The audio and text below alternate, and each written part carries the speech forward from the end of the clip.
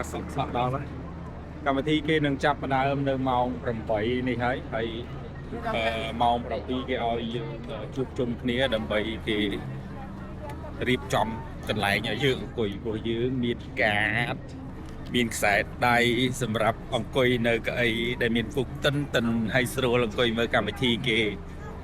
លេងកំសាន្តអញ្ចឹងយើងចាំមើលទាំងអស់គ្នាថាកម្មវិធីគេវាអស្ចារ្យយ៉ាងណាឥឡូវនេះគេអញ្ជើញឡើងឆាកអូលយមែនមានអារម្មណ៍តលយចេញឡើងឆាកនេះកម្មវិធីគេឥ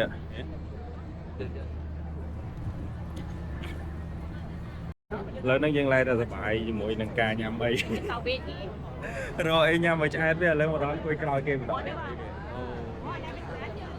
គេចាប់កន្លែងពីមុខទៅយកប្លង់ថតឲ្យយើងពេលអីគេនេះដៃយើងមកខាងដៃអញ្ចឹងបាទជាមើលពេលដែលកម្មវិធីចាប់ដើមយើងអាចពេល